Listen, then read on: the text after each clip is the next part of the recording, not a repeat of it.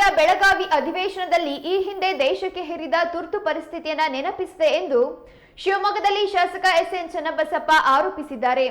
ಈ ಕುರಿತು ಇಂದು ಶಿವಮೊಗ್ಗದಲ್ಲಿ ನಡೆದ ಸುದ್ದಿಗೋಷ್ಠಿಯಲ್ಲಿ ಮಾತನಾಡಿದ ಅವರು, ದ್ವೇಷ ಭಾಷಣದ ಕಾಯ್ದೆ ಜಾರಿಗೆ ತರುವ ಮೂಲಕ ಕಾಂಗ್ರೆಸ್ ತನ್ನ ಚಾಳಿ ಮುಂದುವರಿಸಿದೆ.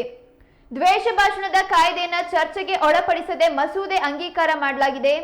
ಇದು ಸಂವಿಧಾನ ಹತ್ಯೆಯಾಗಿದೆ. ಅಂದು ಇಂದಿರಾ ಗಾಂಧಿ ತುರ್ತು ಪರಿಸ್ಥಿತಿ ಹಾಕಿದ್ರು, ಇಂದು ಸಿದ್ದರಾಮಯ್ಯ ಅದನ್ನೇ ಅನುಸರಿಸಿದ್ದಾರೆ. ಕಾಂಗ್ರೆಸ್ಗೆ ಪ್ರಜಾಪ್ರಭುತ್ವದ ಉಳಿವು ಬೇಕಿಲ್ಲ, ಸುಪ್ರೀಂನ ಕಾನೂನನ್ನ ಗಾಳಿಗೆ ತೂರಲಾಗಿದೆ ಎಂದು ದೂರಿದರು. ಅಭಿವ್ಯಕ್ತಿ ಸ್ವಾತಂತ್ರ್ಯದ ಮೂಲಕ ವ್ಯಕ್ತಿ ತನ್ನ ಭಾಷಣ ಮಾಡುತ್ತಾನೆ. ಅಭಿವ್ಯಕ್ತಿ ಸ್ವಾತಂತ್ರ್ಯದ ನಡವಳಿಕೆ ಪ್ರಕ್ರಿಯೆಗೆ ಕಡಿವಾಣ ಹಾಕಲು ಬಿಲ್ ಇದಾಗಿದೆ. ದ್ವೇಷ ಭಾಷಣದ ಬಿಲ್ ಬದಲಾಗಿ ಅಭಿವ್ಯಕ್ತಿ ಸ್ವಾತಂತ್ರ್ಯಕ್ಕೆ ಧಕ್ಕೆ ತರುವ ಬಿಲ್ ನ್ಯಾಯಾಲಯಕ್ಕೂ ಸವಾಲಾಗಿ ಪರಿಣಮಿಸಿದೆ. ಎಲ್ಲಿ ಸರಿ ಮಾಡಬೇಕಿತ್ತೋ ಅದೇ ಜಾಗದಲ್ಲಿ, ಸಂವಿಧಾನವನ್ನ ಜಾರಿಗೊಳಿಸುವ ಜಾಗದಲ್ಲಿ ದಾದಾಗಿರಿ ಮಾಡುವಂತಹ ಬಿಲ್ ಜಾರಿಯಾಗಿದೆ ಎಂದು ದೂರಿದರು.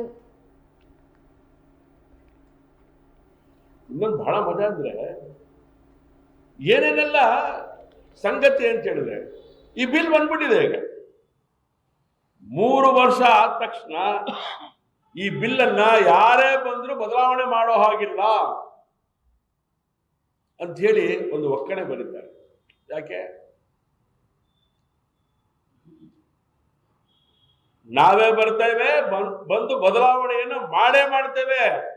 ನಿಮ್ಮ ಅಪ್ಪನಾಡೆ ಅದನ್ನು ತಡಿಲಿಕ್ಕೆ ಸಾಧ್ಯ ಇಲ್ಲ ನಿಮಗೆ. ಅದಕ್ಕೆ ಈ ಒಕ್ಕಣೆನ ನೀವು ಬರೋದಿಲ್ಲ ಅಂತ ಖಾತ್ರಿ. ನಿಮ್ಮ ಪದ ಪ್ರಯೋಗದಲ್ಲಿ ನೀವು ಬರೋದೂ ಇಲ್ಲ.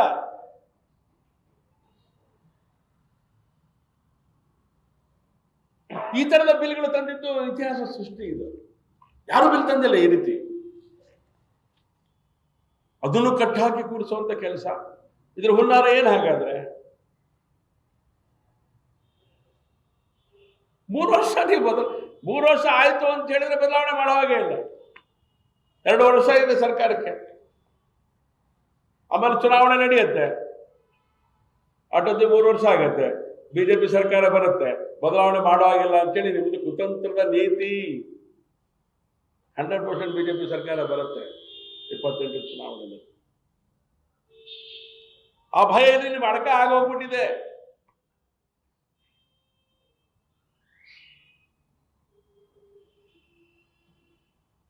ಆರ್ಟಿಕಲ್ 200 ಹೇಳುತ್ತೆ, ರಾಜ್ಯಪಾಲರು ಇದನ್ನ ಬಳಸಿ ಈ ರೀತಿಯ ಕುಕೃತ್ಯದ ಬಿಲ್ಗಳು ಯಾರು ಪಾಸ್ ಮಾಡ್ತಾರೆ, ಕಾಂಗ್ರೆಸ್ಸಿನ ಕುಕೃತ್ಯದ ನೀತಿಗಳೇನಿದೆ, ಯಾವುದೇ ರಾಜ್ಯಪಾಲರಿದ್ರೂ ಕೂಡ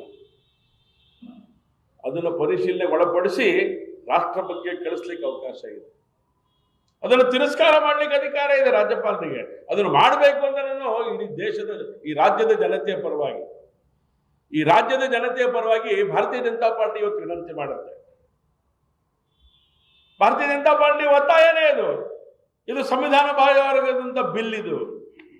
ಇದು ಬರ್ಕೂಡುದು.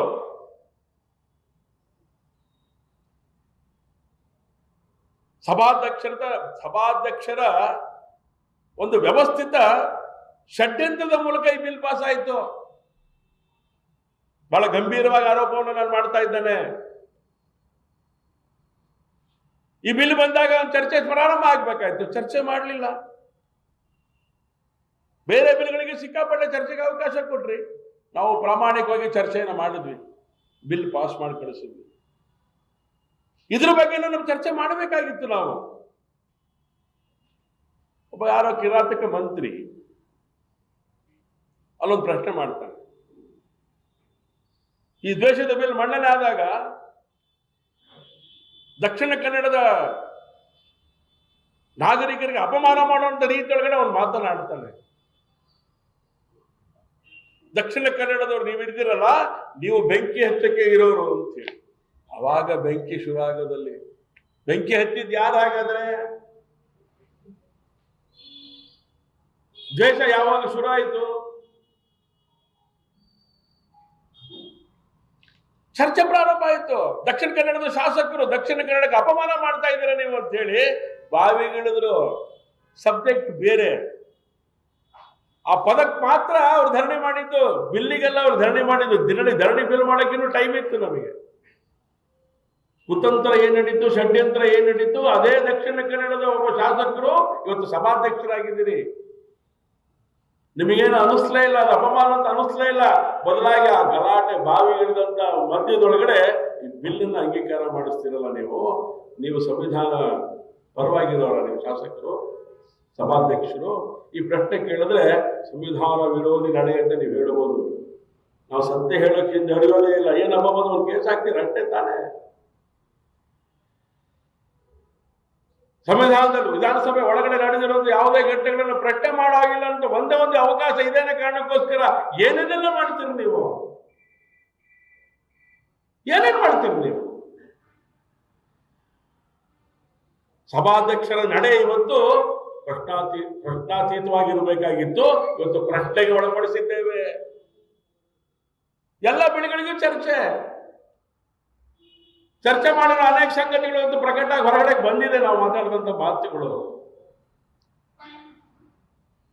ಅಸ್ಪೃಶ್ಯತೆ ವಿರುದ್ಧವಾದಂತ ಒಂದು ಬಿಲ್ ಬಂತು. ನಾವು ಮಾತಾಡಿದ್ದೇವೆ ಅದ್ರ ಪರವಾಗಿ, ಆ ಬಿಲ್ ಪರವಾಗಿ ಮಾತಾಡಿದ್ದೇವೆ.